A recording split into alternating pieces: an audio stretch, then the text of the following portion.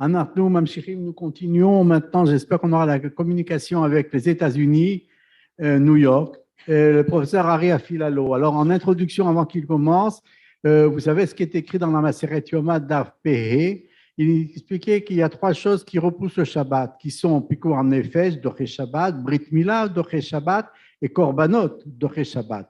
Donc, quand je dis une chose pareille, si je dois traduire simplement le dernier élément, les korbanot, les sacrifices repoussent Shabbat. C'est-à-dire qu'au Beth Amikdash, on allumait le feu, on préparait les korbanot, et donc le Shabbat du Beth Amikdash ne correspondait pas au Shabbat que nous connaissons aujourd'hui, ici, depuis 2000 ans. Et donc, je donne la parole tout de suite au professeur Ari Afilalo, qui va nous expliquer Beth Amikdash et Shabbat. Kvod Harav, merci beaucoup. Merci pour ce programme extraordinaire. Alors, justement, j'allais répondre précisément à cette question. Pourquoi la avoda du Beth Amikdash docha Shabbat? Mais avant d'arriver à la réponse, je dois parler de trois choses. Je vais parler du Mishkan, je vais parler de la création du monde et je vais parler de la Brit Mila. Alors, ils ont un dénominateur commun, ces trois choses. Ces trois choses, on nous enseigne, elles sont plus importantes que toutes les mitzvot. Alors, je vais vous donner mes sources. Commençons par Shabbat. Alors, Amar lahem Akadosh Baruch Hu le Israël. Non, pas celle-là c'est après. Ça, je vais juste vous dire. Shamru et Shabbat sheishkula keneged kol haTorah. Akadosh Baruch Hu nous dit, on voit ça dans le Tanchuma de Kitissa, que préserver le Shabbat, garder le Shabbat et keneged kol haTorah. Ça, c'est numéro 1. Numéro 2, quand on parle du Mishkan, le Mishkan qui est l'antithèse de l'Avodah Zara, on nous dit Kol hakofer b'Avodah Zara modeh bechol haTorah kula. Toute la personne qui s'oppose à l'Avodah Zara, elle reconnaît en fait toute la Torah. Et puis finalement, la Mila. Gdola Mila, sheshkula keneged kol hamitzvot shebatorah. La Mila est Gdola, elle est grande, elle est importante parce qu'elle est plus lourde que toutes les mitzvot de la Torah. Alors maintenant, parlons un petit peu du Shabbat et de la création. Vayvarech otam Elokim, vayomer lahem Elokim, peru urvu umilu et haaretz vekifshuha. Hachem nous dit, pendant ces 6 premiers jours, j'ai créé les cieux et la terre et tout ce qu'ils contiennent. Maintenant, c'est à vous de jouer. Peru urvu, multipliez, vekifshuha. Conquérez la terre. Et Kadosh Baruch Hu nous dit, quand vous conquérez la terre, vous êtes en train en fait de continuer mon travail. Quand vous bâtissez des villes, quand vous ouvrez des comptes en banque, quand vous faites du travail créatif, qu'est-ce que vous faites? Eh bien, vous continuez ma création. Mais dans cette œuvre, il ne faut jamais oublier que vous êtes mes partenaires, que c'est moi qui ai créé la terre dans laquelle vous allez travailler. Alors, comment est-ce qu'on fait ça? Eh bien, le Shabbat. 6 jours, et le jour du Shabbat, en reconnaissant l'œuvre de Akadosh Baruch Hu, parce qu'on se repose le Shabbat, parce qu'on s'arrête de créer le Shabbat, on est en train de sanctifier le temps. C'est Kedushat Azman. Le Shabbat sanctifie le temps parce qu'il lie ce jour où nous arrêtons toute notre œuvre de création aux 6 jours où Akadosh Baruch Hu a créé. Ça, c'est numéro 1. Maintenant, qu'est-ce qu'on ne fait pas le Shabbat? On ne fait pas de malachot. Mais d'où on sort les malachot? C'est quoi les malachot? Alors, le Talmud Yerushalmi et le Talmud Bavli ont des opinions différentes. Dans le Talmud Yerushalmi, évidemment, il parle des malachot qui ont trait à la construction du Mishkan, mais aussi des malachot qui ont trait à sa fonction et d'autres choses. Par exemple, pour tout ce qui est de la cuisson, ils vont dans d'autres Torah, d'autres mitzvot de la Torah, comme l'interdiction de cuire le loté bachel begedi bachalavimo. Par contre, le Bavli ne parle que du Mishkan. Et le Bavli nous dit, toutes les interdictions du Shabbat ne peuvent être que des interdictions qu'on déduit de la construction du Mishkan. Pourquoi? Parce que le Mishkan, nous dit le Talmud Bavli, le Mishkan, c'est un symbole de la sanctification de nos actions. Je vais vous lire un extrait. Donc, Agdola shebahen hi malachat hamishkan. De toutes les malachot, de tous les actes que Akadosh Baruch Hu attend de nous, la plus importante, c'est la création du Mishkan. Et alors, Akadosh Baruch Hu nous dit, En lecha davar shen reshito mukdeshet lashamayim. Il n'y a aucune chose dont la première, la plus importante, la plus excellente ne soit pas sanctifiée pour Akadosh Baruch Hu. Et le Mishkan, c'est la première des actions. Et donc, les malachot du Mishkan, ce sont les malachot qui sont interdites le Shabbat, parce que ce sont elles qui sont les plus importantes malachot. Maintenant, c'est là si on peut remettre l'écran qu'on vous avait partagé. On va comparer la création au Mishkan. Tous les jours de la création, il y a quelque chose qui se passe, qui est repris dans la construction du Mishkan. Yom Aleph, notez Shamaim ki yeri'a. Il étend les cieux comme une bâche d'une tente. Mishkan, va sita yeriot izim leoel à Mishkan. Vous créerez des bâches de izim pour la tente du Mishkan. Jour numéro 2. Va yomer Elokim yeri'akia betoch hamaim vayhi mavdil. Il y a un mavdil entre les cieux et la terre. Mishkan, veivdila parochet lachem. Yikavu hamaim. Jour numéro 3. Nous allons séparer les eaux. Mishkan. Ve'asita kior nechoshet, ve'kano nechoshet levartza, ve'natata shamamim. Là, il y aura l'eau.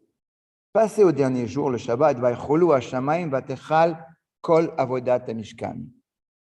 Le Mishkan et le Shabbat sont tous les deux des simanim, des hôtes à la sanctification, un du temps et l'autre de l'espace.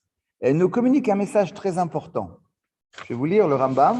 J'ai vraiment apprécié l'intervention de tout le monde et du Rav Bochko qui parlait du Rambam. Et le Rambam nous dit qu'il y a une mitzvah très très simple que le Shabbat et le Mishkan représentent. Et cette mitzvah, c'est la mitzvah de savoir Bechol, Derachai et Da'eu. Dans tout ce que je fais, Akadosh Baruch Hu doit être avec moi. Le Shabbat, je me rappelle que les 6 premiers jours, c'est Akadosh Baruch Hu qui a créé le monde. Et donc moi, je m'arrête pour internaliser ce sentiment. Et puis après, quand je rentre, quand je retourne dans le monde, je prends avec moi cette sanctification du temps. Et dans tout ce que je fais, je vais garder cet état d'esprit. Le Mishkan, c'est pareil. On me dit, le Mishkan, c'est la plus importante mélacha. Et donc, je vais essayer de m'en inspirer pour que dans toutes mes mélachot, je vais sanctifier mes actions. La Mila, un philosophe avait demandé à un rabbin, mais pourquoi la Mila n'a pas été donnée au premier homme, à Adam, si c'est tellement important? Et la réponse a été, parce que tout a besoin d'un tikkun. Le Shabbat, c'est le tikkun du temps. Le Mishkan, c'est le tikkun des actions. Et la Mila, c'est le tikkun du corps. Et c'est pour ça que ces 3 mitzvot sont keneged kol haTorah ve kol mitzvot kulam. Parce que ces actions vont à la base de notre but sur terre, qui est de travailler pour amener Hidur Shem Akadosh Baruch Hu sur terre. Le Shabbat nous ressource dans le temps, toutes les semaines. Le Mishkan nous source dans les actions. Et la Mila nous donne la force d'utiliser notre corps à ce but. Maintenant, pour conclure, on n'a plus de Mishkan. Alors, qu'est-ce qui se passe avec le Shabbat? Le Malbim nous dit, je vais vous lire, c'est magnifique ce qu'il dit. Voilà.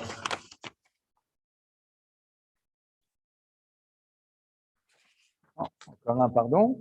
Tziviti kol echad yivne lo mikdash vechedre levavo. Ki achil et atzmo liot mekadesh l'Hashem u'maon leshchinatu zo. Ve'achil mizbeach la'alot kol chelke nafsho l'Hashem ad sheimsor nafsho lichvodo bechol et. Maintenant qu'on n'a plus de Mishkan, où est le Mishkan? Le Mishkan, il est dans notre cœur. Et donc Hachem nous commande de prendre ces 3 principes, le principe de la sanctification du temps, tous les Shabbats, le principe de la sanctification de nos actions, de le trouver dans notre cœur, et le principe de la sanctification de notre corps, et de tout ce qu'on fait dans toutes nos actions à tout temps, d'agir en conséquence. Et là, on achève notre but, d'amener la présence d'Akadosh Baruch Hu sur terre.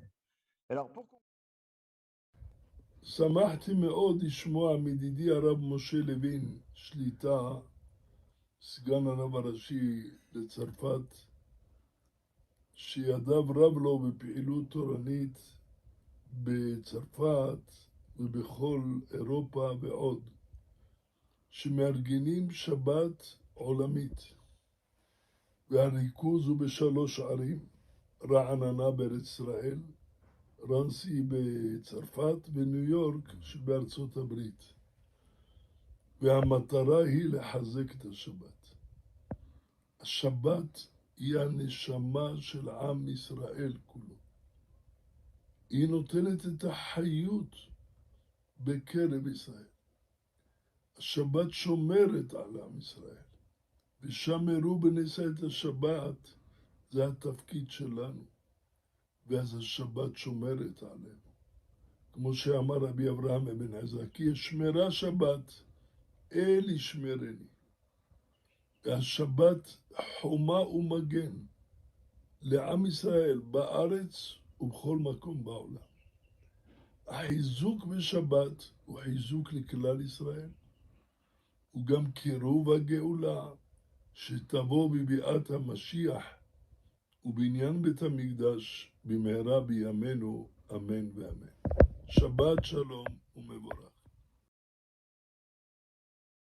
L'idée, c'était de faire partager, d'être ensemble avec, dans un sentiment de solidarité avec une communauté aux États-Unis et une communauté en France, et de faire en sorte qu'il y ait ce transfert qui se passe naturellement entre les populations juives, j'entends, et qu'on ait tous ce sentiment d'appartenir à un même peuple. Nous allons donc maintenant terminer. Écoutons encore un morceau de musique, si vous avez la patience, et puis ainsi nous serons prêts pour le Shabbat à venir, le Me'en Olam Haba.